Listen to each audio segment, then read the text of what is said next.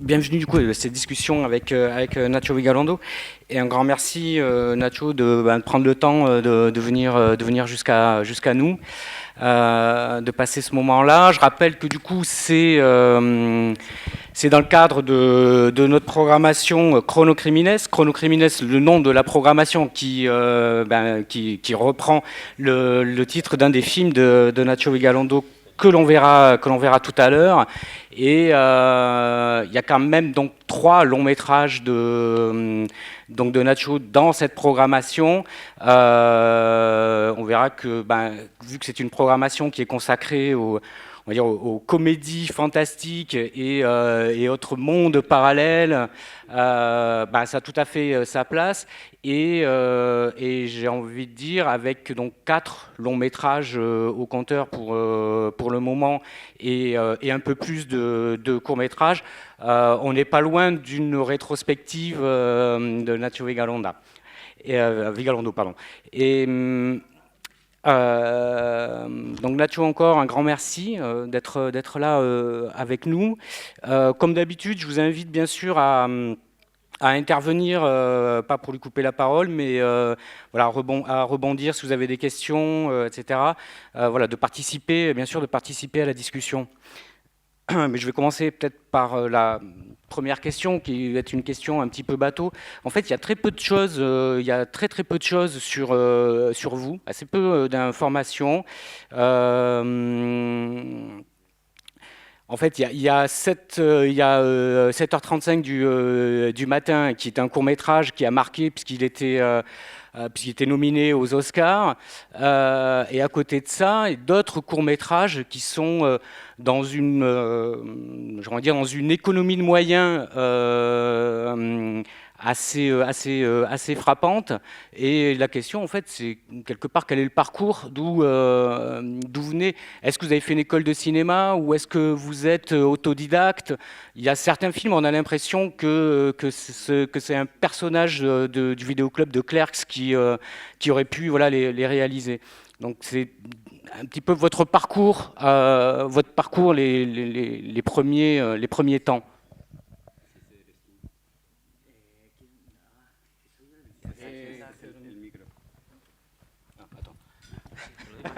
Te lo digo te lo oído. No, no necesito el micro.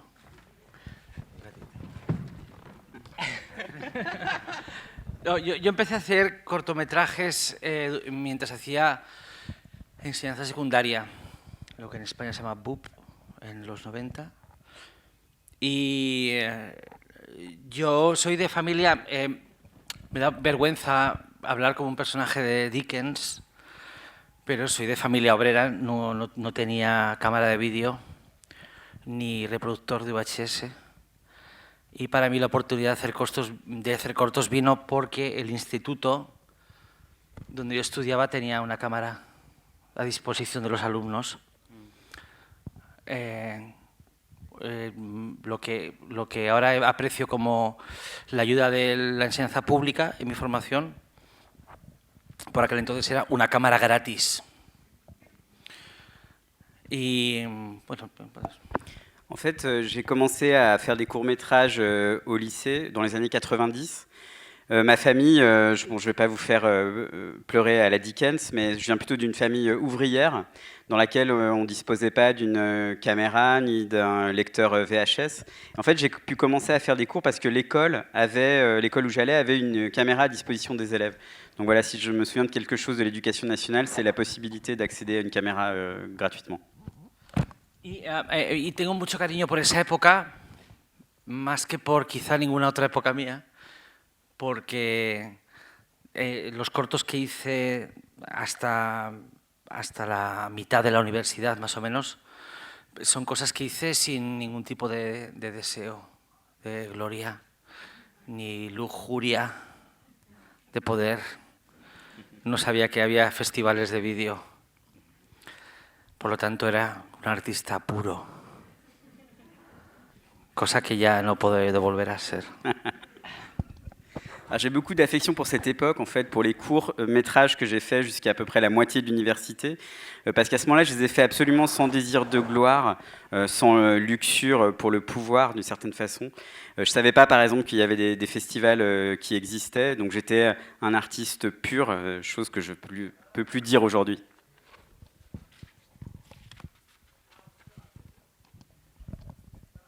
Después ya descubrí que había circuito de festivales de cortos, y entonces perdí la inocencia y empecé a hacer cortometrajes con el objetivo de ganar dinero y hacerme famoso.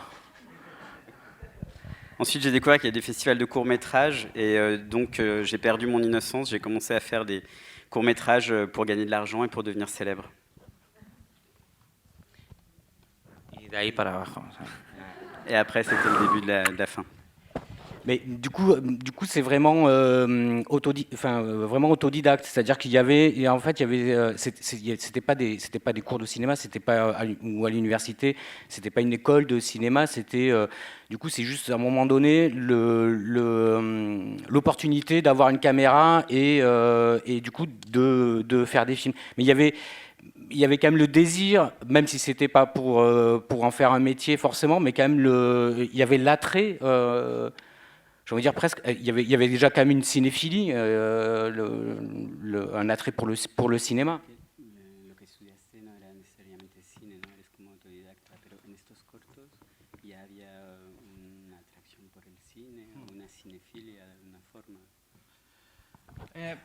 Yo tuve una cinefilia muy tardía, porque yo soy de pueblo y no tenía hermano mayor. Entonces yo creo que empecé a interesarme por el cine de verdad, incluso después de haber empezado a hacer algunos cortos. Yo sentía, de adolescente, yo sentía mucha atracción por el cine barato, porque una película muy barata es muy transparente, ves a la vez la película y el making of. Tú ves una película, voy a citar los ejemplos más importantes de aquella época. Pink Flamingos, de John Waters, es la película y el making of. La ves y dices, así la hicieron. Evil Dead, de Sam Raimi, es su película y el making of. Y Bad Taste, de Peter Jackson. Esas son las tres películas más importantes de mi adolescencia. Alors moi, ma cinéphilie a été assez tardive en fait, parce que je suis quelqu'un de la campagne. J'avais pas de grand frère en fait pour me montrer des films, et je dirais que mon intérêt véritable pour le cinéma a commencé même après que j'ai commencé à réaliser mes propres courts-métrages. Quand j'étais adolescent, mon attirance était plutôt pour un cinéma pauvre ou fauché en fait, parce que c'est très intéressant, les films un peu fauchés sont des films un peu transparents. On a à la fois le film et le making-of en fait dans le film. Je vais prendre 3 exemples, pour moi les plus importants de l'époque. Pink Flamingos de John Waters, donc on a vraiment le film et en même temps le making-of, on a l'impression qu'il nous montre comment il était fait. Evil Dead de Sam Raimi et Bad Taste de Peter Jackson, c'est vraiment les 3 films qui ont été le plus importants pour moi adolescent. De sus 3 directores, el único que sobrevive en mi corazón es John Waters. Le seul qui survit dans mon cœur de ces 3 réalisateurs, c'est John Waters. Est-ce que enfin justement parce que là on s'approche de cette question qui me semble-t-il est une question assez importante par rapport à votre cinéma, c'est la question du genre, puisque ce sont là des cinéastes qui font du cinéma de genre, même si John Waters c'est un peu à part parce qu'il n'y a rien qui ressemble. Mais de la même façon que vos films, il y a rien qui ressemble non plus. On peut les définir comme des films de genre. C'est-à-dire tout à l'heure, on a vu Extraterrestre, qui est un film d'invasion extraterrestre, et à la fois c'est complètement autre chose puisque j'ai envie de dire on voit pas un extraterrestre. Tout à l'heure, on verra Chronocriminels, qui est un slasher et à la fois qui est complètement autre chose. Pareil pour Colossal, qui est un kaiju Eiga et qui est autre chose. Quel est votre rapport au genre, puisque ça semble important aussi dans la construction de votre cinéphilie et de votre rapport au cinéma, et à la fois vos films qui sont qu'on peut rentrer, on va dire, dans la case film de genre. D'ailleurs, la plupart ont été primés dans des festivals qui sont des festivals de cinéma de genre. Et pourtant, ils renouvellent complètement le genre, parce que tout en étant respectueux du genre, ils sont tout le temps en décalage. Donc, ma question, c'est est-ce que c'est un prétexte, ou est-ce que c'est le désir de faire du genre, mais sans tomber dans le pastiche du genre, si je puis dire? Comment vous situez par rapport à ce topic? Es muy buena pregunta, porque en el caso de Colosal, por ejemplo, es legítimo pensar que es una carta de amor al cine Godzilla, pero a la vez entiendo que hay gente que lo vea como un desprecio a ese tipo de cine. Y es una pregunta que me he hecho muchas veces. Indudablemente amo las películas. Amo las películas en las que me inspiro para hacer otro tipo de cine, pero a medida que he ido haciéndome viejo, me ha resultado más difícil disfrutar de esas películas. Y creo que tiene que ver con el hecho de que, no sé cómo decís esto en Francia, hace poco descubrí que fui diagnosticado con trastorno de déficit de atención e hiperactividad. Tengo un caso de déficit de atención de caballo. O sea, es un milagro que haya llegado hasta aquí. Si ahora mismo, si mi cerebro tuviese una actividad visible, si se manifestase en forma de imágenes, tal y como pienso, yo sería el hombre elefante. Y tengo muy poca paciencia para el cine una vez que entiendo el recorrido de la historia. Yo veo una película de Marvel y no paso la mosca y me pongo a mirar la mosca. Entonces creo que la película te exija estar pendiente de lo que pasa, porque si miras la mosca, cuando vuelvas a mirar la pantalla ha cambiado la película completamente. Entonces me gusta que que las películas estén vivas en ese sentido, que se desafíen a sí mismas y que incluso en términos de tono se rebelen contra sí mismas. Es lo que más me gusta ver en el cine. He dicho, es mucho y es largo, ¿no?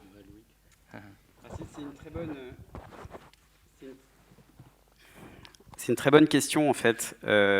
Par exemple, dans le cas de Colossal, on peut voir ça comme une déclaration d'amour à Godzilla. Mais je comprends aussi que des gens considèrent que mon film peut être méprisant, en fait, pour ce type de cinéma. En fait, j'aime bien ce genre de film. J'aime les films, en fait, dont je m'inspire pour faire un autre type de cinéma, d'une certaine façon. Mais c'est vrai aussi qu'en vieillissant, j'aime de moins en moins ces films. Ils m'attirent de moins en moins. Alors peut-être que c'est lié au fait qu'on m'a récemment diagnostiqué un syndrome d'hyperactivité, de déficit en fait attentionnel, mais de façon un petit peu lourde. J'ai vraiment une dose de cheval en matière d'hyperactivité. D'ailleurs, je me demande comment j'ai pu arriver ici. Et d'ailleurs, si on pouvait visualiser actuellement là, mon activité cérébrale et mon cerveau, je serais sans doute l'homme-éléphant, en fait. Donc, ce qui fait que c'est peut-être lié à ça, mais c'est vrai que j'ai de moins en moins de patience en fait quand je vois ce genre de film, et notamment une fois que j'ai compris un petit peu comment il fonctionne et comment l'histoire va être développée. Par exemple, je peux être en train de voir un film de Marvel au cinéma, puis d'un coup il y a une mouche qui passe devant et je me mets à regarder la mouche en fait. Et c'est un petit peu gênant parce qu'une fois que j'ai fini de regarder la mouche, je regarde l'écran et le film a changé. Donc en fait j'aime les films, je pense que les films doivent t'attraper d'une certaine façon. Les films doivent être des défis à eux-mêmes, et notamment pour ce qui concerne leur ton, en fait, la façon dont ils sont racontés.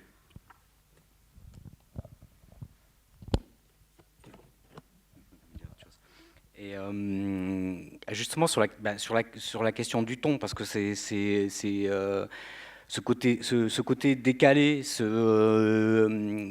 cet humour qui est toujours présent et et je trouve qu'il n'y a absolument pas un manque de respect par rapport à d'autres films, enfin par rapport au genre en général, même s'ils peuvent dérouter parce qu'effectivement voilà, c'est pas ce qu'un spectateur peut attendre.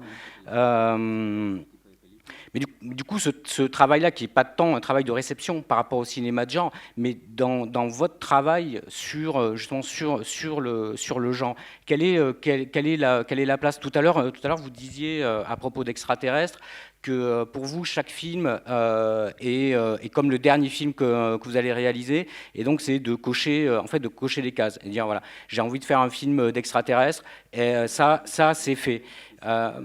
Mais en même temps, la manière dont vous le traitez, elle est unique. Il n'y a pas d'autre film qui ressemble. Donc le genre est présent, mais finalement c'est pour parler d'autre chose. Et du coup là, tout ce travail ce travail sur le ton. Ou peut-être sur les niveaux, sur les différents niveaux de lecture que chaque film propose. C'est quelque chose que vous travaillez à l'écriture et c'est quelque chose que vous cherchez dans le cinéma, mais pas en tant que spectateur, là j'entends, mais en tant que cinéaste.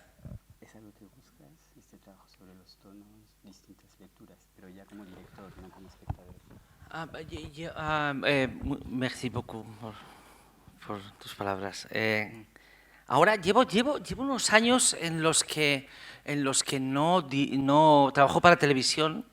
Estoy haciendo mucha televisión, con lo cual no soy el autor último de lo que hago. O sea, no escribo los textos. Tengo una función más tradicional, ¿no? Es muy interesante la televisión a día de hoy porque no tienes el control de lo que haces, como no lo tenían los directores de serie B en los años 50 en el Hollywood de aquel entonces. Igual es la única oportunidad que tenemos de ser autores a día de hoy. Y a veces pienso, lo que me pregunto es si yo, no escribiendo, sino solamente realizando, también soy capaz de aportar ese tono o tomar esas decisiones tan específicas. Y la respuesta no la sé, no lo sé. Es fácil tener el control de la obra si tú también escribes, pero quiero pensar que la escritura no es necesaria, que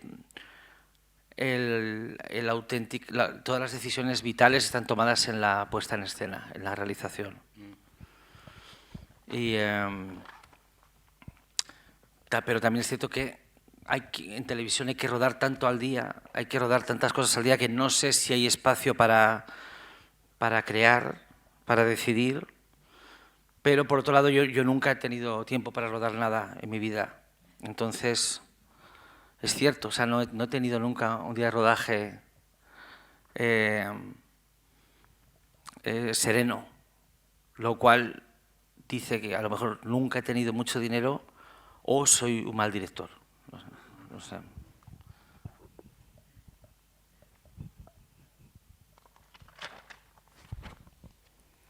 Alors, merci pour tes paroles, Franck. En fait, depuis plusieurs années, je travaille beaucoup pour la télévision, ce qui fait que je ne suis pas vraiment l'auteur ultime, l'auteur de tout, en fait. Par exemple, je n'écris pas les textes.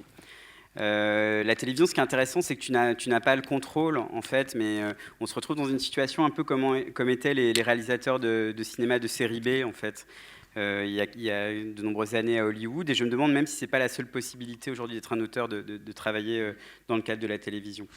En fait, ce que je me demande en travaillant notamment pour la télévision, parce que souvent j'écris pas, je ne fais que réaliser, c'est est-ce que je suis capable, en fait, d'apporter ce ton juste à travers la mise en scène et pas seulement en écrivant. En fait, j'ai pas vraiment la réponse. Il est plus facile en fait de contrôler ce qu'on fait quand on écrit, mais j'aime à croire en fait que ce qui compte vraiment au final, c'est la mise en scène plutôt, et c'est la réalisation, que c'est le plus important. À la télévision, en fait, il y a tellement à tourner que je me demande parfois si c'est un espace vraiment où on peut créer, enfin où on peut prendre, en tout cas, ce type de décision un peu subtile, par exemple par rapport au ton du film. Mais il est vrai aussi, par ailleurs, que j'ai jamais vraiment eu le temps, en fait, quand je tournais, en fait. J'ai jamais eu un seul jour de tournage serein, même au cinéma. Ce qui veut dire deux choses. Enfin, soit je suis un mauvais réalisateur, soit j'ai jamais eu beaucoup d'argent ou de budget. Du coup, c'est intéressant ce que vous dites sur la question du contrôle et sur la question finalement que la mise en scène se fait au tournage. Parce que du coup, je ne sais pas si c'est quelque chose que vous travaillez au moment de l'écriture, parce que je rappelle qu'en fait sur ces films, c'est lui-même le scénariste, qu'il en est l'auteur, auteur du scénario et ensuite au tournage. Parce qu'en fait, cette question-là, j'ai l'impression que c'est que c'est la question, que c'est l'enjeu quasiment de tous vos films, à savoir qu'en fait, que vous jouez également, vous donnez des rôles dans vos films. Donc, il y avait 7h35 du matin, par exemple, qui est, je ne sais pas si vous l'avez vu, donc, qui est un court-métrage, et où vous jouez un preneur d'otages qui va diriger une comédie musicale dans le café, donc qui va diriger, mais de manière très très intrusive, pour pas dévoiler le film, les personnes présentes dans le café. De la même manière, dans le film que l'on verra tout à l'heure, Chrono Criminels, vous jouez l'ingénieur qui manipule la machine à remonter le temps, qui est peut-être moins une machine à remonter le temps qu'une machine à dupliquer les personnages, à les retravailler, les remettre dans d'autres situations. Dans Open Windows, du coup, là on ne montrera pas, le film commence par une présentation d'un film dont le cinéaste n'est autre que vous-même, et un peu plus loin dans le film, quand le film commence véritablement, en fait, c'est une voix qui va diriger Elijah Wood, qui va lui intimer des ordres, en fait, des actions à faire, jusqu'à le pousser lui-même à diriger Sacha Grey à un moment donné devant sa webcam, et je veux dire, et ainsi de suite. Et même dans Colossal. Por fin. Même, Por fin alguien lo entendió. Enfin, quelqu'un a compris. Non, c'est vraiment. Alors, j'aime pas le mot, mais il y a quelque chose de l'ordre du méta-cinéma. Comme vous disiez tout à l'heure de John Waters et autres, que ce sont des films qui, en même temps qu'ils racontent une histoire, racontent le tournage. Dans chacun de vos films, mais c'est vraiment tous les films, que ce soit les courts-métrages ou les longs-métrages. Alors par contre, je ne connais pas les séries, du coup, je suis désolé, je ne les ai pas vues. Mais cette question de la mise en scène, c'est-à-dire de diriger, qu'à un moment donné, il y a toujours un personnage. Et donc, je voulais dire, dans Colossal, c'est pas, il y a le personnage qui dirige Anna Tawai. Elle se retrouve toujours dirigée, et jusqu'à chercher à se libérer finalement de ce diktat. Et ça renvoie, j'ai l'impression que ça renvoie constamment en fait à la question du cinéaste sur le plateau qui doit diriger ses acteurs. La cosa que más, a lo que soy devoto, mi religión como consumidor, es la narrativa. Y ha sido una obsesión desde niño. Pero la narrativa pueden ser novelas, pueden ser cómics, pueden ser videojuegos, y ahora los juegos de mesa son narrativas, cuentan historias. Como consumidor no creo que el cine sea mejor que todo lo demás. O sea, no soy más cinéfilo que gamer, por ejemplo. No gasto más dinero en películas que en cómics. Pero, por alguna razón, cuando me imagino a mí componiendo una narrativa, creo que estoy unido al cine por alguna razón que voy a intentar explicar. No sé, espera, si quieres ir yendo. Comme consommateur, en fait, je suis dévot. En fait, ce qui m'intéresse vraiment, c'est la narration. En fait, ça a été une obsession depuis l'enfance. Mais pour moi, la narration, ça peut être un roman, une bande dessinée, un jeu vidéo ou même un jeu de table. Comme consommateur, je ne crois pas que le cinéma soit supérieur en fait en termes de narration. Par exemple, je ne dépense pas plus d'argent pour le cinéma que pour la BD. Mais par contre, comme auteur d'histoire, comme narrateur moi-même, je suis lié d'une façon ou d'une autre au cinéma et je vais essayer d'expliquer pourquoi. Cuando eres estudiante de universidad y te juntas con más posibles futuros directores de cine, hay dos bandos, dos equipos, ¿no? Como dos ideologías políticas.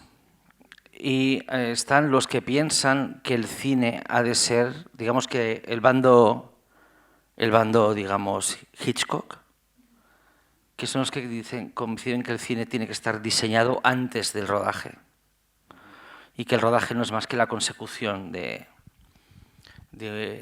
ese plan. Y luego está el otro lado. ¿Quién podría estar al otro lado? ¿Quién representa este lado? Renoir. Renoir disait que sur le plateau, il faut toujours laisser la porte du plateau ouverte pour laisser l'imprévu rentrer sur le tournage. Je ne sais pas si c'est ça que vous cherchiez. Sí, exacto. Pero más que Renoir, ahora por ejemplo pienso en, por decir otro director americano, Robert Altman, ¿no? Robert Altman, su planificación es exquisita, es imposible casi de analizar, pero parte de un caos, no de una decisión previa.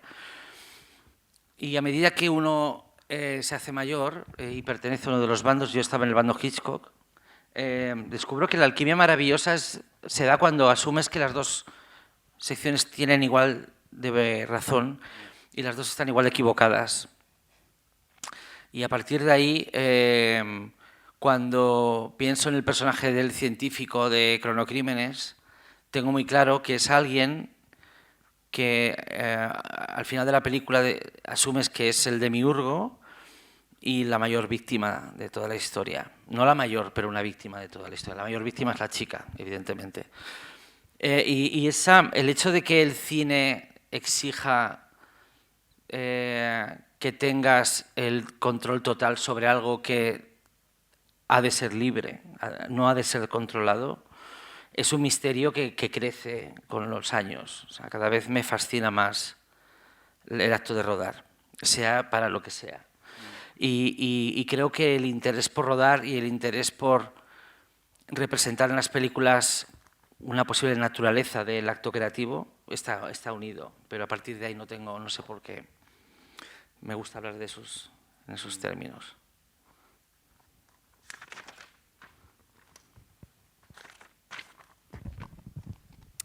Alors en fait, quand tu étudies le cinéma et que tu côtoies d'autres aspirants cinéastes, tu te rends compte assez rapidement qu'il y a deux camps, il y a deux idéologies. Le premier serait le camp que j'appellerais Hitchcock. En fait, c'est les gens qui pensent que le cinéma doit être conçu en fait ou pensé préalablement en fait, et que le tournage n'est qu'une façon d'obtenir ce qui a été pensé. L'autre camp, d'une certaine façon, alors Franck évoquait Renoir, moi pour citer un autre cinéaste américain, je parlerais de Robert Altman, dont la planification est absolument exquise, mais en même temps, on ne peut pas l'analyser, elle part vraiment de quelque chose d'un peu chaotique, pas de décision préalable au tournage. Donc moi personnellement, j'étais plutôt dans le camp Hitchcock, mais ce qui est merveilleux en fait au fil du temps, c'est d'accepter finalement que ces deux camps ont d'une certaine façon raison tous les deux et ils ont également d'une certaine façon tort en fait tous les deux. Si je pense par exemple à mon film Clonoclímenes, au personnage du scientifique que j'interprète, donc on peut se dire qu'à la fin du film que c'est le démiurge en fait de l'histoire, mais c'est aussi une victime, peut-être pas la principale victime évidemment c'est la fille dans le film, mais c'est une des victimes en fait de l'histoire. Et donc, au fur et à mesure que les années passent, cette idée en fait que le cinéma est quelque chose qui exige le contrôle de quelque chose qui doit rester vivant d'une certaine façon, qui doit rester libre, est quelque chose en fait qui me fascine. Et pour moi, c'est un mystère qui s'épaissit d'une certaine façon. Et donc, c'est ce qui fait aussi que je conserve un intérêt très vif pour le tournage, en fait, qui est aussi un moment, je crois, où on peut montrer de façon presque naturelle ce qu'est l'acte créatif. Me gustaría hablar de un ejemplo que lo define todo. Cuando estás rodando a las 5 de la mañana en el monte, hablo de Cronocrímenes, y son las 5 de la mañana y somos un grupo de 50 adultos que jamás se habrían conocido en otras circunstancias de la vida. Estoy trabajando con personas que jamás querrían dirigirme la palabra en ninguna otra circunstancia de la vida, como puede ser el casting. Y trabajo con los eléctricos que en otras circunstancias de la vida a esas horas me estarían pegando, me estarían agrediendo físicamente. Y sin embargo estamos todos juntos rodando una escena nocturna en la que hay lluvia. Y no podemos rodar porque está lloviendo. Y la lluvia de verdad estropea los equipos y es tan fina que la luz nos refracta en las gotas de lluvia y no se ve en cámara. Y entonces tenemos que esperar a que deje de llover para que hagamos que llueva. Y eso es magia. Je vais prendre un exemple qui résume tout. Par exemple, on est sur un tournage à 5 heures du matin, enfin dans la nuit, dans la montagne, sur mon film Clonoclímenes. Donc on est un groupe de 50 personnes, 50 adultes que je ne connaissais absolument pas d'aucune circonstance avant. En fait, je suis en train de travailler avec des gens qui ne me parleraient pas, absolument pas dans d'autres circonstances, par exemple le casting. Je travaille aussi avec un groupe d'électriciens qui, dans d'autres circonstances, à cette heure-ci, sera en train de me tabasser quelque part dans la rue. Mais pourtant, on est tous là, en fait, la nuit. On travaille ensemble et en même temps, on ne peut pas tourner, en fait. On ne peut pas tourner parce qu'il pleut. Et la pluie, ça détruit en fait l'équipement, les machines. Et puis ça fait qu'on ne voit pas très bien la lumière en fait, qui se diffracte parce que la pluie est très fine. Et donc on doit attendre qu'il cesse de pleuvoir en fait pour pouvoir tourner quelque chose qui simule la pluie, si j'ai bien compris. Et ça, c'est vraiment de la magie. Et c'est toujours sur le, on va dire sur le ton, sur cette l'idée ensuite au niveau de la réalisation, du ton décalé qu'on peut retrouver dans vos films, avec aussi cet humour un petit peu acide. Il y a cette idée-là aussi au-delà du pitch. A mí me encanta el humor, me gusta más el humor que la comedia. ¿Cómo explico esto? Creo que hay o intento introducir humor en todas mis películas, sin distinción, pero si vas a mi piso, todo el cine que hay es depresivo. O sea, Haneke, Lars von Trier, Shoah, Louis Malle, Melville, ¿no? Todo como... Y creo que es porque me encanta que la comedia esté fuera de su entorno natural. O sea, que me gusta que, por ejemplo, el humor negro, ¿no? Hay muchos humoristas que ahora se describen como autores de humor negro. Cuando el humor negro es un tesoro cuando está, cuando está fuera de su entorno, cuando es como una puñalada por detrás. Ahora estoy pensando en, por ejemplo, en Monty Python, Flying Circus, todas las películas de Monty Python. Es un humor más bien blanco, más bien surreal, más bien político, más bien inocente, pero de repente hay algo terrible, ¿no? Hay algo insoportable, ¿no? Sangriento, tal. Y me gusta, creo que el humor como herramienta definitivo siempre está fuera de lo que se denomina comedia. Me gusta más el humor de una película que no pretende hacer humor, e incluso de forma involuntaria. ¿Qué ejemplo tenemos en mente ahora? Tengo un ejemplo en mente. ¿Habéis visto la última película de Night Shyamalan? No. Night Shyamalan, Old. Esa comedia es oro, pero no es comedia. O sea, es como... Hay una escena en Old en la que dos niños que... ¿Sabéis de qué va la película? Sí, pero voy a traducir antes de que vale, sí. En fait, j'adore l'humour de la comédie. Enfin, j'adore l'humour de la comédie. Mais comment je vais expliquer ça en fait? Je pense que dans tous mes films, absolument tous mes films sans exception, il y a une tentative pour introduire de l'humour. Mais par exemple, si tu vas chez moi, tu vas voir que tout le cinéma que j'ai chez moi, c'est vraiment un cinéma déprimant en fait, à se couper les veines. C'est Shoah, Louis Malle, Haneke, Melville, Lars von Trier. En fait, j'adore l'humour, mais souvent j'aime bien que la comédie ou que l'humour soit en dehors de son contexte naturel. Par exemple, si on parle de l'humour noir, beaucoup d'humoristes prétendent aujourd'hui le pratiquer. Mais pour moi, l'humour noir est intéressant quand il est hors contexte, quand il est comme un coup de poignard dans le dos. Par exemple, si je pense au Monty Python, Monty Python Flying Circus, c'est un humour plutôt surréaliste, politique, enfin plutôt doux. Mais soudain, il y a quelque chose qui se passe qui est absolument en fait terrible, voire sanglant. Et ça, c'est un peu ce coup de couteau qui m'intéresse. Finalement, j'aime bien en fait l'humour dans les films qui prétendent pas être comiques, ou alors qui sont comiques parfois de façon involontaire. Et pour prendre un exemple, je pense par exemple au dernier film de Night Shyamalan, qui n'est pas une comédie pure, mais qui est drôle. Et ¿Sabéis de qué va? Old. Es una playa. Oui, vas-y. Es una playa en la que la gente envejece a gran velocidad. ¿No? Entonces, hay dos familias que se enfrentan a esa situación de terror. Les quedan 2 días de vida porque cuando llegaron a esa playa por la mañana, pongamos que el padre tenía 35 años y para cuando llega el mediodía ella tiene 50. Entonces, todos crecen muy rápido. No sé por qué estoy hablando de esto, pero que me apetece. Sí. Cuenta. Est-ce que vous savez de quoi parle le film en fait? Il parle d'une plage où les gens vieillissent extrêmement rapidement, de façon accélérée.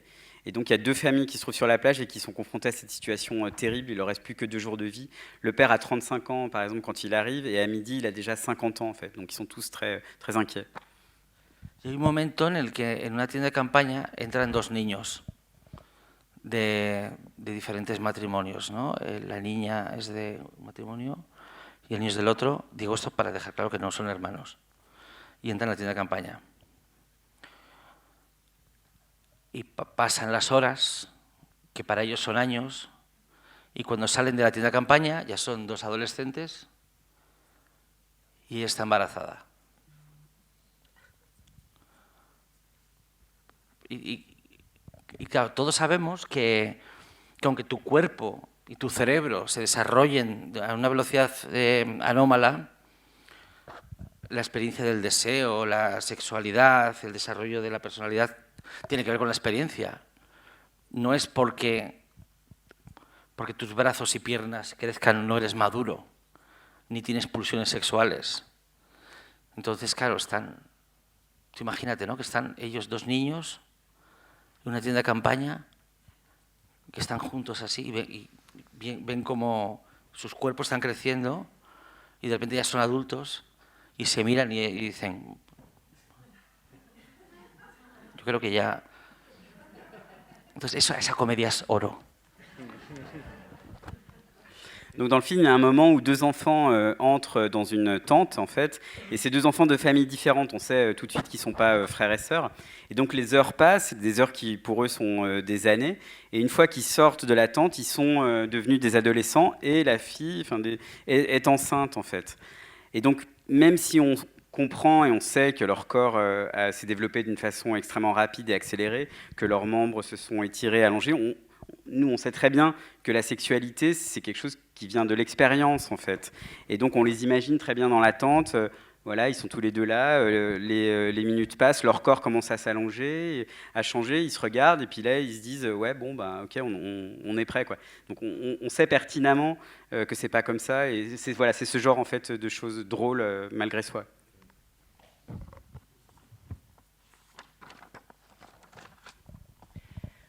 C'est justement aussi le genre de détail auquel tu fais attention, toi, quand tu écris dans tes propres films. Je pense par exemple à Chrono Criminels, qu'on va voir tout à l'heure, qui est un film qui joue justement sur on va dire le voyage dans le temps.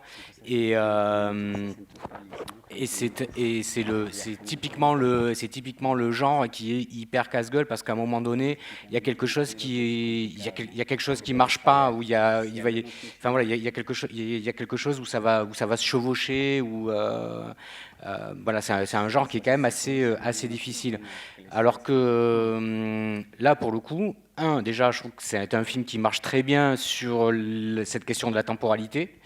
Et là, il y a de l'humour, mais il n'est pas du tout involontaire, quoi. Il est même, enfin, je veux dire, ouais, il est vraiment très présent, qui est une forme d'humour noir, hein, justement aussi pour revenir à ce que tu disais tout à l'heure sur cette question en fait de l'humour, du ton, et qui va venir poignarder. Et là, en l'occurrence, en plus, il s'agit d'un slasher. Donc tu fais attention quand tu écris en fait à ce genre on va dire à ce genre d'erreur scénaristique, parce que même si c'est drôle dans les films des autres, peut-être que c'est pas quelque chose que tu vas développer toi dans tes propres films.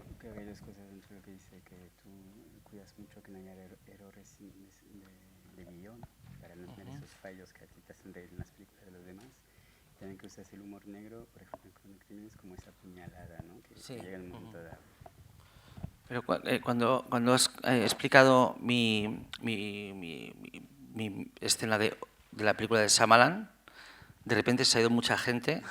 Quiero estar seguro de que lo has traducido bien y no parece que he estado hablando de sexo entre menores. Quiero estar... Donc il y a beaucoup de gens qui sont partis quand j'ai raconté ma blague sur Shyamalan, donc je vais être sûr que tu l'as bien traduit, que je parlais pas de sexe entre mineurs en fait. No, gracias. No sé o sea, que me parece maravillosa la forma de describirlo, pero no sé si hay pregunta. ¿La pregunta cuál sería? Il trouve que merci, il apprécie beaucoup ce que tu dis, mais il se demande s'il y a une question. Ce serait quoi la question? Pas, oui, ça peut ne pas être une question, effectivement. Mais du coup, je vais poser une question plus question. En fait, ça va être deux questions en une, qui sont des questions que je me pose, c'est-à-dire que quand je vois vos films, je me dis, waouh, je trouve ça formidable. Et je trouve ça formidable parce que c'est typiquement le genre de cinéma que j'aime, c'est-à-dire un cinéma qui ne rentre pas dans les cases, qui supporte plusieurs visionnements, parce qu'il y a différents niveaux de lecture.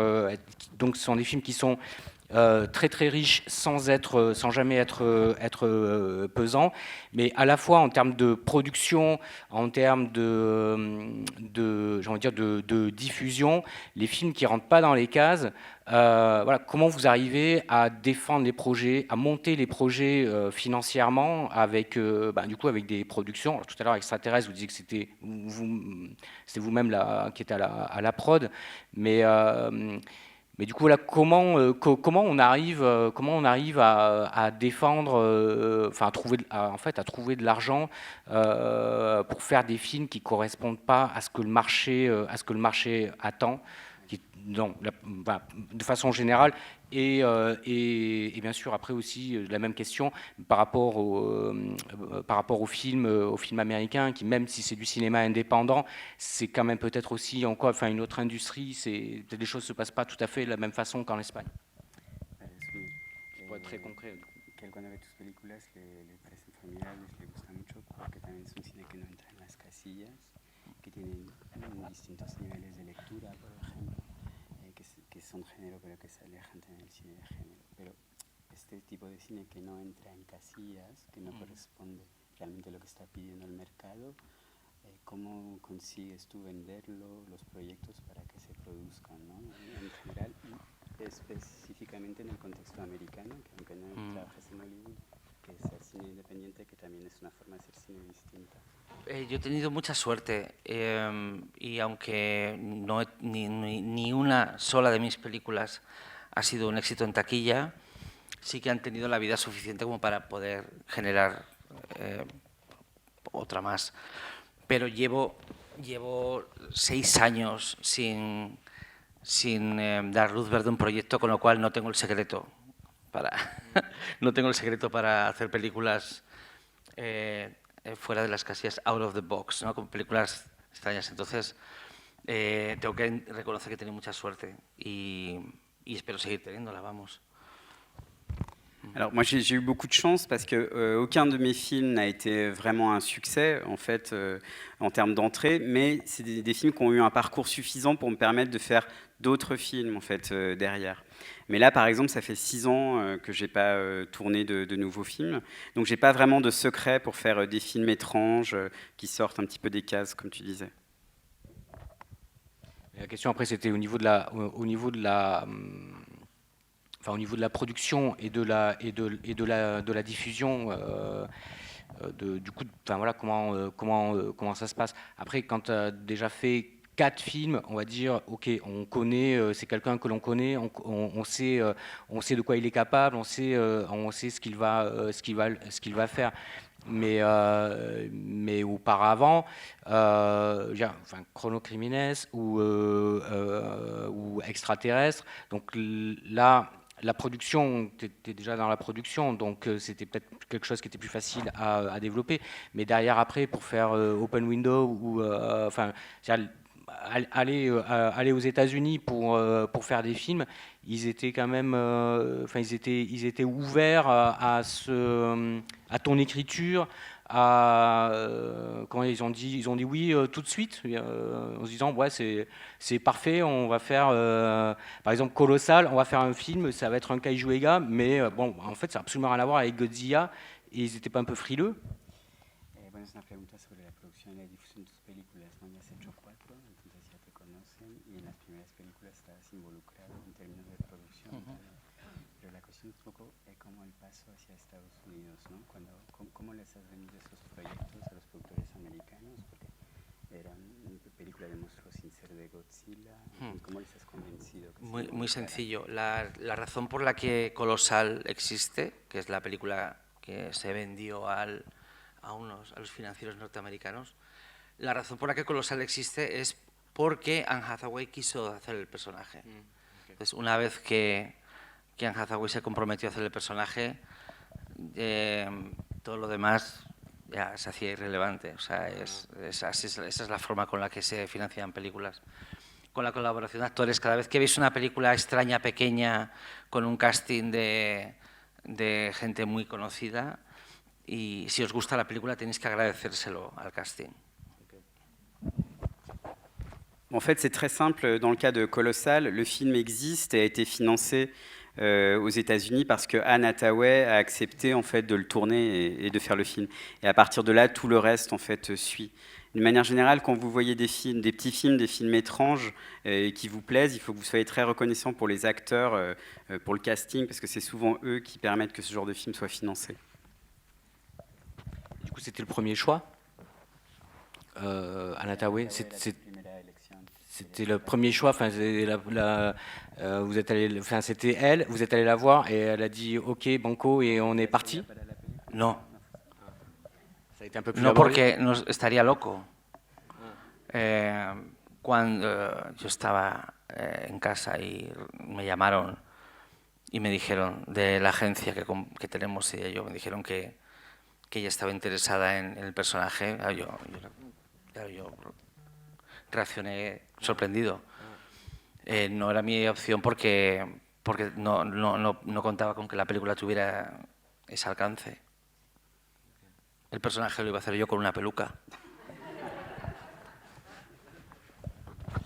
Alors non, c'était pas ma première option, j'aurais été fou en fait que ce soit ma première option.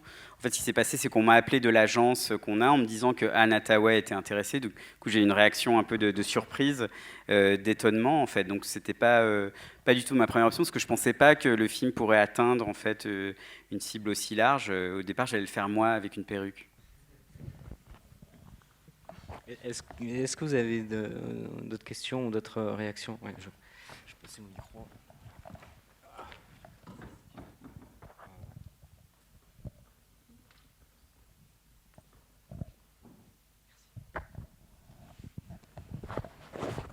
Bonjour. Comment s'opère votre direction d'acteur en fait? Est-ce que vous travaillez de la même manière quand il s'agit de stars connues mondialement, que ce soit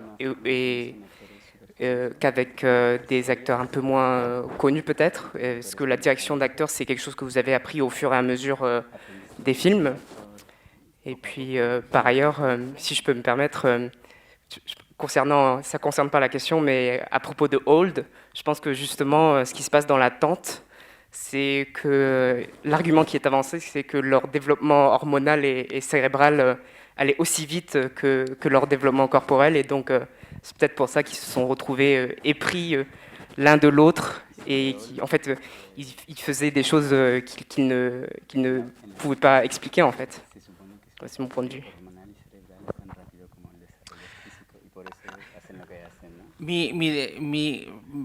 First of all, okay,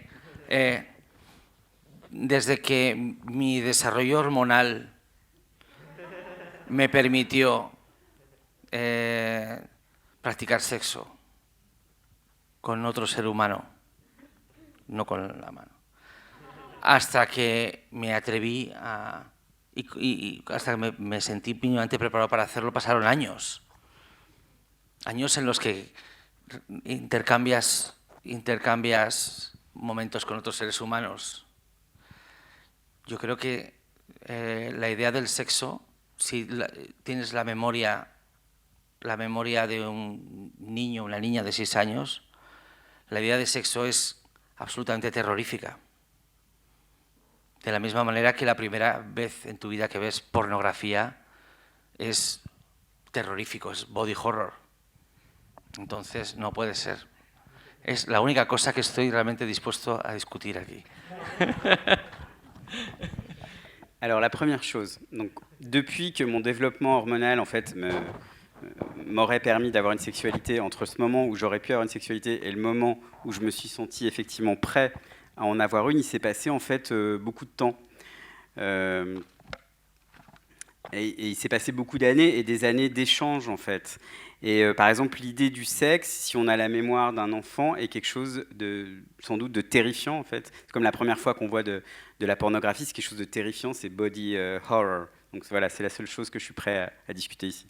En otras palabras, la primera vez que bebes vino, la primera vez que bebes cerveza, sabe mal, ¿no?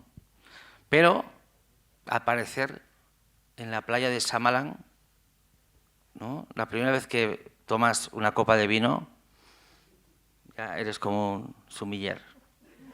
Y eso no tiene sentido.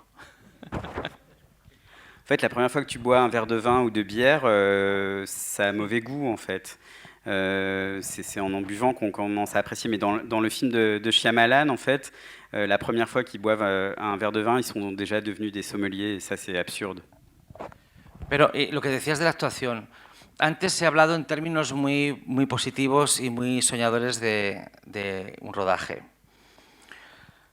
Ahora voy a decir una cosa negativa del rodaje, y es que, tristemente, por definición, el rodaje y producción de una película es un entorno clasista. Y dentro del clasismo, y dentro de esa dinámica clasista,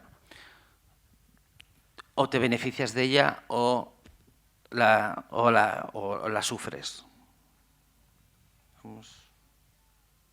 Podemos ir. Donc, pour revenir à la direction d'acteur, j'ai dit des choses très positives et belles sur le tournage. Maintenant, je vais en dire une un peu plus négative sur un tournage. Tristement, un tournage, c'est un environnement qui est en fait classiste. Et dans cette dynamique classiste, soit tu profites de cet état de choses, soit tu en souffres. Y por ejemplo, entre el directora y el casting, suele haber una relación de poder con falta de equilibrio, ¿no? Y puede ser que los actores te perciban como alguien más poderoso que ellos, con lo cual van a hacer todo lo que les pidas, como sucede en las películas de Shyamalan. Et entre le réalisateur et le casting, il y a une relation qui est généralement une relation de pouvoir, une relation assez peu équilibrée. Et il se peut que les acteurs te prennent pour quelqu'un, prennent le réalisateur pour quelqu'un de plus puissant qu'eux. Et donc, dans ce cas-là, ils vont faire tout ce que leur demande le réalisateur, comme dans les films de Shyamalan. Si es al revés, el actor-actriz va a tender a querer someter al director con su propia perspectiva de la secuencia. Y aunque el equilibrio casi nunca es real, el triunfo es conseguir trabajar en equilibrio.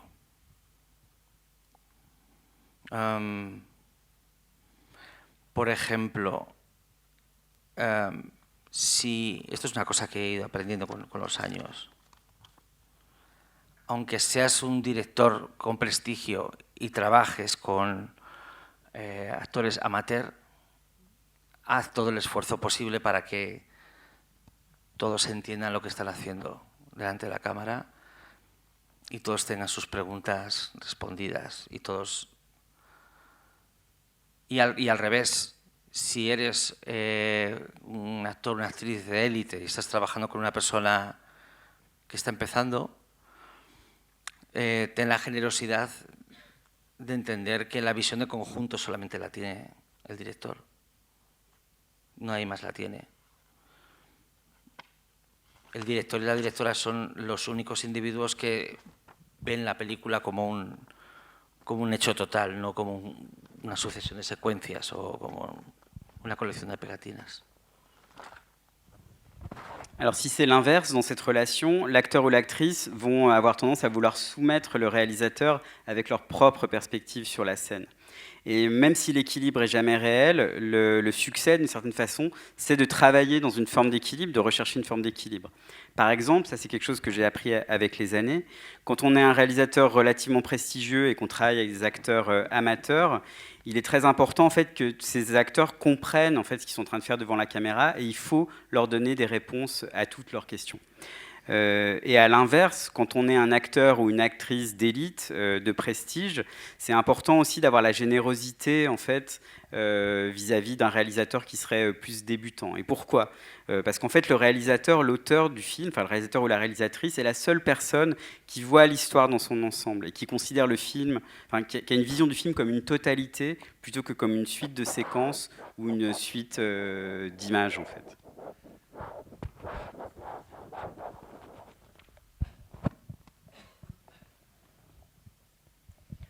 Je trouve par rapport à cette question, par rapport à ce que vous venez de dire, c'est dans Siete Treinta y Cinco. Je trouve que c'est vraiment une métaphore finalement de la position de metteur en scène, puisque là c'est vous qui incarnez le personnage et que ce personnage-là en fait a une ceinture d'explosifs autour de lui et en fait de cette ceinture qui est une forme enfin, d'armes et de pouvoir sur les gens qui sont autour pour les amener à chanter et à danser comme il le veut. Et en même temps, c'est lui la première victime potentielle de ce jeu qu'il met en scène, quoi. Finalement, d'être toujours dans cet équilibre où on est à la fois, on a le pouvoir et en même temps, on peut en mourir, quoi. ¿Le parece que 7:35 el director que tú interpretas el papel bueno, es lo que dice de este equilibrio un poco, ¿no?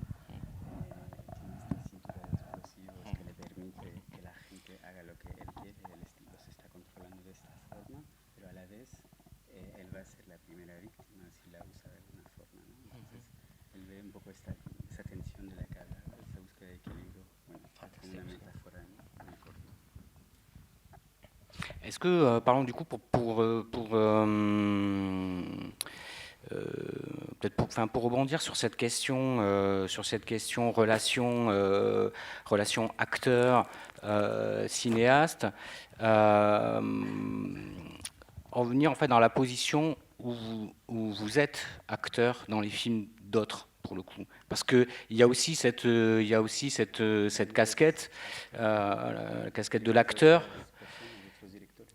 Et du coup, quand on est acteur dans le film de quelqu'un d'autre et qu'en même temps on est aussi cinéaste, comment ça se passe? C'est-à-dire qu'on est conscient, enfin ce que vous venez d'expliquer, du coup de ces rapports, mais du coup comment vous sentez sur le tournage de quelqu'un d'autre? Me encanta. Ahí creo que es un placer muy distinto. Para explicarlo, para entender el tipo de placer al que estoy hablando es, por ejemplo, si hablamos de BDSM, entiendo la persona que busca placer en tener un control absoluto de otra persona. Pero también entiendo el placer del masoquista que cede todo el control y solamente recibe órdenes. Y son dos formas de placer que entiendo perfectamente. El placer como del pequeño demiurgo, ¿no? Que con esa responsabilidad, y también me encanta ir a un rodaje y sentarme y recibir órdenes y hacerlo, y si lo hago mal repetirlo y estar callado y tranquilo. Creo que incluso hasta desarrollo otra personalidad. O sea, si en un rodaje estoy así como cuando estoy de actor estoy así. Sí. Dr. Jekyll, Mr. Hyde, sí, sí. Y me encanta, sí, sí. Y Alors en fait, j'adore, ce sont deux plaisirs très différents. Pour l'expliquer, par exemple, si je pense au BDSM, je comprends tout à fait le plaisir de la personne qui veut contrôler absolument une autre personne, mais je comprends aussi le plaisir de celui qui se soumet, en fait, qui s'abandonne. Donc j'aime bien incarner sur mes propres films cette figure un petit peu du petit démiurge, mais j'adore aussi être sur le tournage de quelqu'un d'autre et d'être beaucoup plus passif, silencieux, d'obéir à des ordres, de répéter les choses si je le fais mal. Et je crois même que j'ai développé en fait deux personnalités un peu différentes en fonction si je réalise le film ou si je suis juste acteur. C'est un peu Dr. Jekyll et Mr. Hyde. Este es el director. Y este es el actor. Tengo otro micro. I don't know why, but un micro pour le réalisateur, un micro pour l'acteur. This looks like a porno film.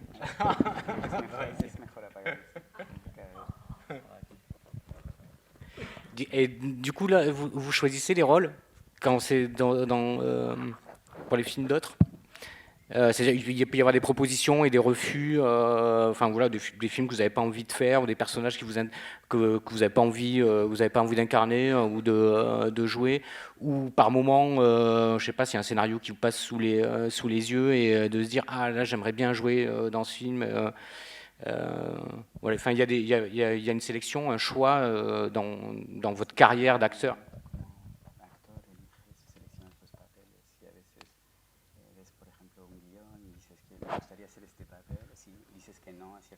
No, digo que sí a todo.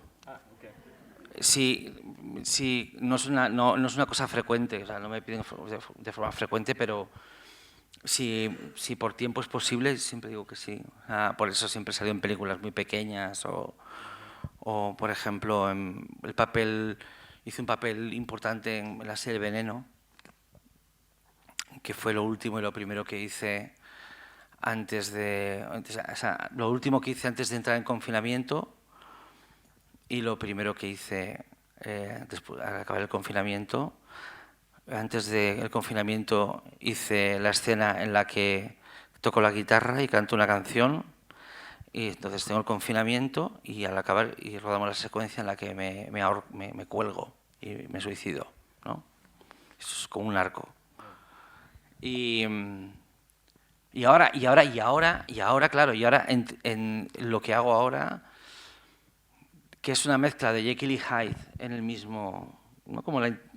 Yo ahora hago un programa de televisión en España, diario, y presento el programa. Y ese programa me lo paso tan bien que ahora mismo es la mayor amenaza que hay sobre mi carrera como cineasta. Igual ya no soy cineasta nunca más. No. Porque, por ejemplo, es un programa que nos permite, como no tenemos responsabilidad con la audiencia, no es un programa que tenga que llegar a una audiencia, sino que el canal quiere que seamos libres, nos permiten hacer de todo. Entonces, por ejemplo, esta misma semana entrevistamos a un conocido humorista y pudimos hacer una pantalla partida, como en las películas de Brian De Palma. Hicimos una pantalla partida y en la otra mitad de la pantalla no pasaba nada. Eso es poesía. Eso es arte. Alors en fait, quand on me propose des rôles, en général, je dis toujours oui, en fait, parce que c'est pas très fréquent, et si je suis disponible, j'accepte. D'ailleurs, c'est pour ça que je suis plutôt acteur dans des petits films. Le rôle le plus important que j'ai fait, c'est dans la série Veneno, où en fait c'est la dernière chose que j'ai fait avant le confinement et la première chose que j'ai fait à la fin du confinement. En fait, il y a une sorte d'arc, parce qu'avant le confinement, la scène que j'ai tournée, je jouais de la guitare, et ensuite la scène que j'ai tournée après le confinement, je me pendais en fait. Voilà, maintenant ce que j'expérimente plutôt, c'est un petit peu un mélange de Jekyll et Hyde à travers l'émission de télévision que je réalise et que je présente actuellement, et qui est quotidienne en fait, et dans laquelle je m'amuse beaucoup. D'ailleurs, c'est peut-être actuellement la principale menace sur ma carrière de cinéaste. Je m'amuse tellement que peut-être je referai jamais de film pour le cinéma. Ce qui se passe, c'est qu'on n'a pas de responsabilité. La chaîne ne veut pas forcément faire beaucoup d'audience avec cette émission. On est vraiment libre, on fait ce qu'on veut. Par exemple, cette semaine, on a interviewé un célèbre designer, modiste, et on a fait un écran, on a partagé l'écran, on a fait une sorte de split screen. Et donc d'un côté, lui, il est en train de parler, et de l'autre, en fait, il ne se passait rien. C'était complètement vide. Voilà. Et ça c'est de la poésie, c'est de l'art.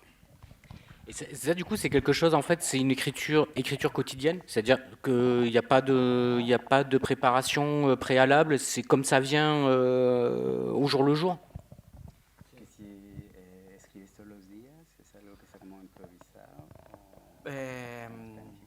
Es un programa en el que intentamos hacer ficción en directo, que es muy complejo. Comme la télévision dans les années 50 où il n'y avait pas de... Enfin, le montage se faisait quasiment en direct. Pero con un invitado real. Entonces, es una entrevista real. Okay.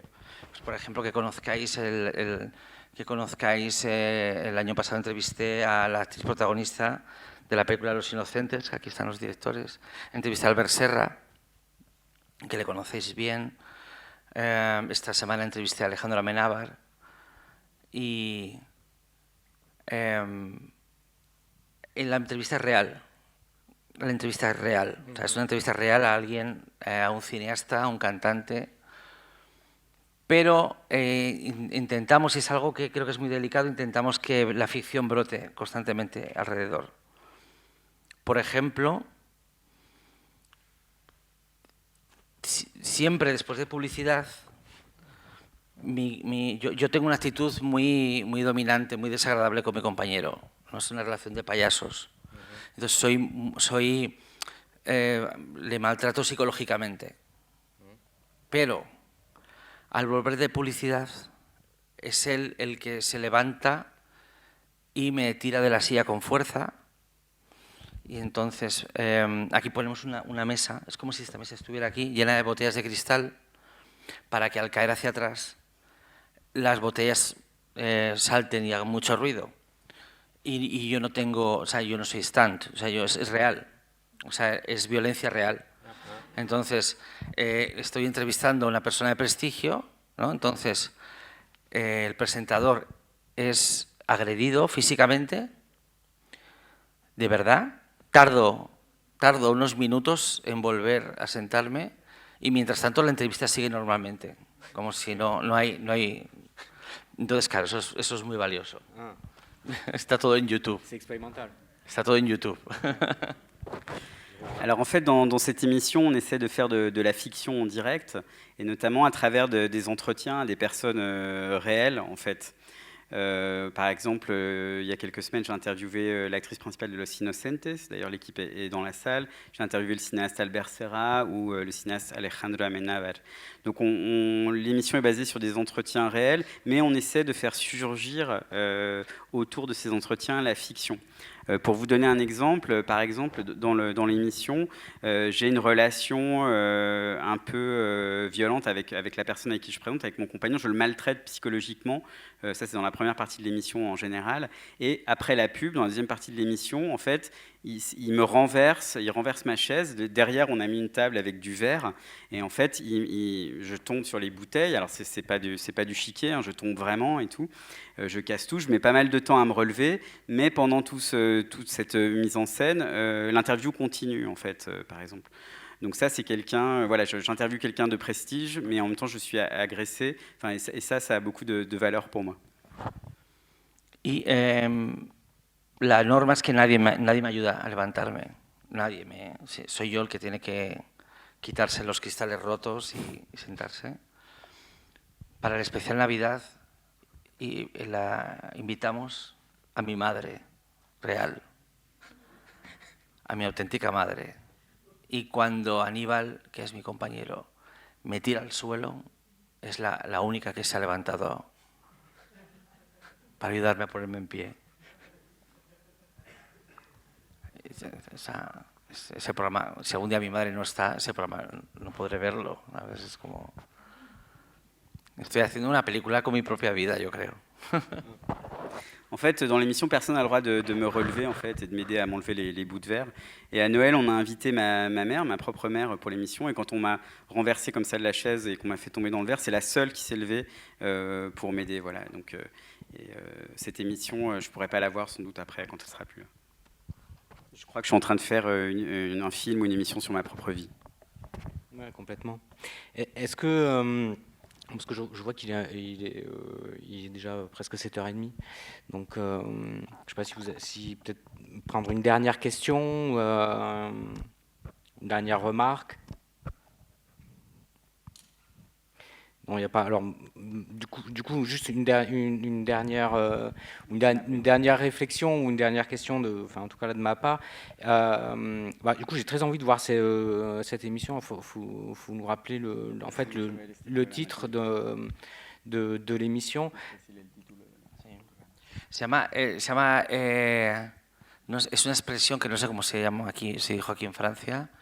En inglés sería The Roaring Twenties. Y en español Los Felices 20, que es lo que es la década en la que estamos. C'est en fait, je ne sais pas trop comment traduire ça. En anglais, ce serait The Roaring Twenties. En espagnol, c'est Los Felices 20, c'est-à-dire les années folles. Voilà, les heureuses années 20, qui est la décennie dans laquelle on est. Ouais, les années folles. Non, du coup, parce que ce que vous dites que finalement cette émission est quelque part un film sur votre vie. Ça pourrait être ça, c'est ça. Enfin, ça pourrait devenir ce que vous disiez. Et mais à la fois, j'ai envie de dire presque depuis le début. En tout cas, depuis le début de ce que je connais de votre vie cinématographique, finalement, c'est la vie, enfin c'est peut-être votre vie aussi dans le cinéma et à travers le cinéma, et à chaque fois c'est une leçon de cinéma, puisque en tout cas le premier film que j'ai vu, je sais pas si c'était le premier, qui était une leçon de cinéma, qui est un film, qui est un film d'un modèle redoutable. C'est un plan fixe et il est devant la caméra. On est dans un champ, il y a des vaches derrière. Il est avec une bat ball, et donc voilà, il explique ce que la bat ball permet de faire et ce qu'il va faire et comment il va aller attaquer la vache. Et puis il va au fond du plan. Et là, il s'arrête devant la vache et en fait, il va revenir. Donc, si j'ai bien compris avec mon pauvre espagnol, en gros, il explique que voilà, c'est ça le cinéma. Je vous ai mis dans une situation d'attente, mais finalement, je vais vous donner autre chose. Et ça, c'était c'est peut-être pas le premier film, je sais pas, mais du coup, j'ai l'impression qu'ensuite, que ce soit tous les courts-métrages, les longs-métrages, alors j'ai pas vu les séries, et en fait, qui sont comme des expériences de mise en scène jusqu'à arriver finalement à cette émission.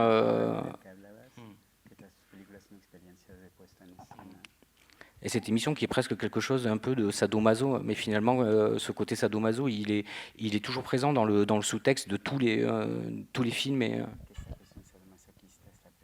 Sí, sí, sí. Sí, de hecho me gustaría que mi última película masoquista, antes de morir,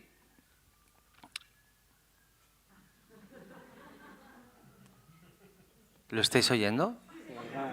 Ah, no está en mi cabeza. No. Me gustaría hacer mi última película con 70 años fuera Alien, un remake de Alien. La misma historia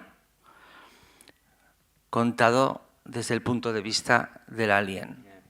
Entonces empieza dentro de John Hurt, ¿no? Como está metido. Entonces el bicho sale, ¿no?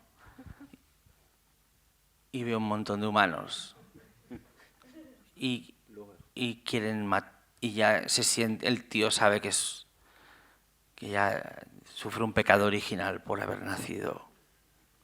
Pero ya es una amenaza y él solo ha nacido, es lo único que ha hecho.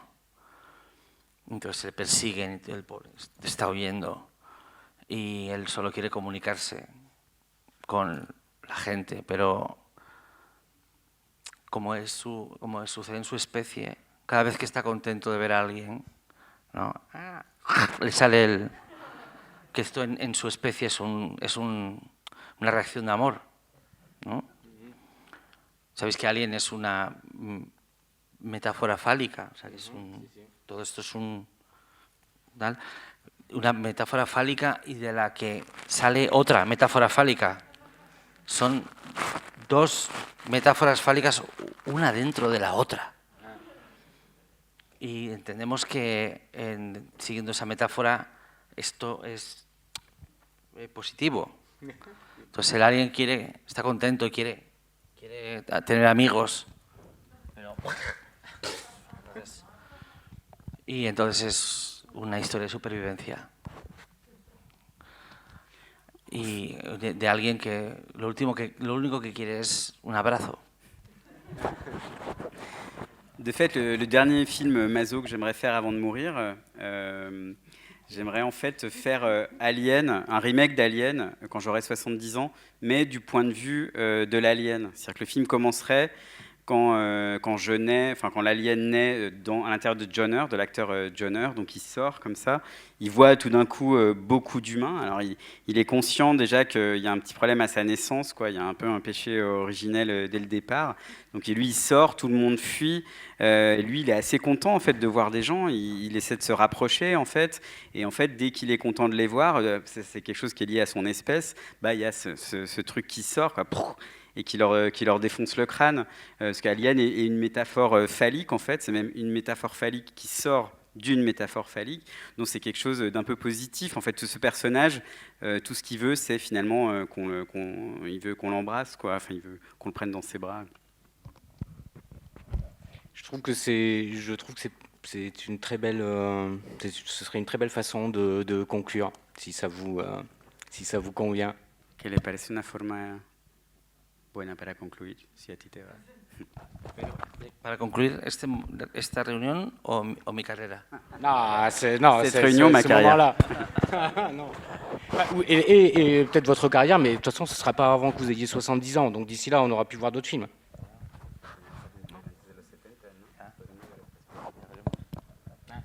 ¿Os habéis dado cuenta de que, ¿cómo se llama aquí en Francia? Predator.